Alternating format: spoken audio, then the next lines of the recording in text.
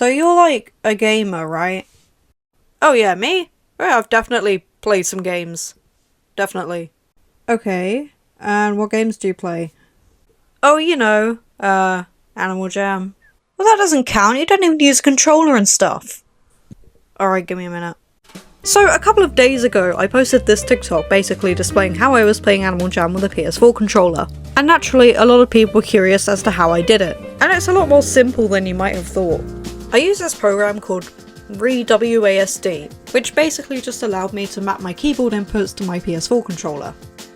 Now that's all well and good, except I am a filthy Mac user, and so naturally I wanted an option for my MacBook as well. And lo and behold, I found one. Gamepad Mapper allowed me to do everything the other one did. It was, essentially, exactly what I had been looking for. And then, I had a thought. You see, I had also posted my TikTok onto my Instagram Reels because the community is a lot more active on Instagram, and there was one comment that stood out to me. How do you control the cursor and click? Well, I couldn't. At least not on my current version anyway. But what if I could? And what if I did? What if I made Animal Jam completely playable with just my PS4 controller? So I did. Fortunately, this program's fairly simple to use.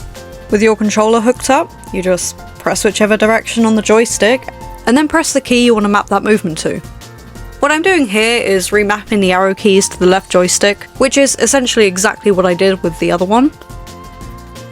And then what I did was map my cursor controls to the right joystick. It's fairly simple to do, you could probably do it yourself in about 10 minutes.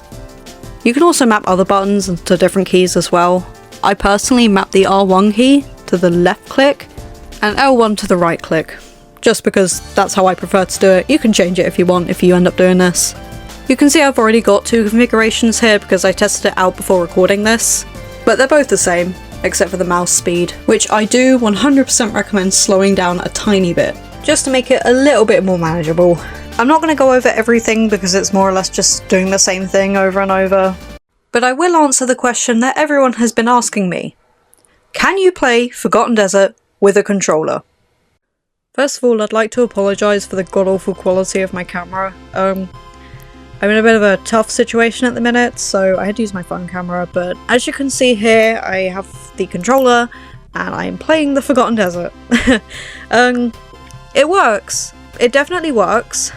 Obviously, because it's a different control scheme, it's going to take you a little while to get used to how it works, because you're controlling the movement with one hand, and the mouse with the other hand, and yeah.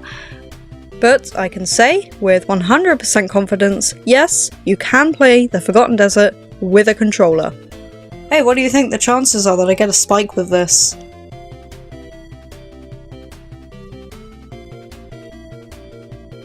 Of course not. Well, it could have been worse, I guess. And for anybody wondering if you can use this on Animal Jam Play Wild, yes, you can. But I wouldn't recommend it.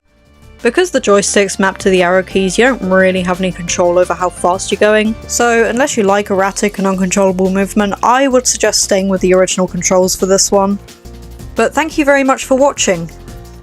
I had been wanting to make something like this for quite a while now, and I'm glad I finally got to. And I'm honestly interested to see what people can do with this sort of control scheme.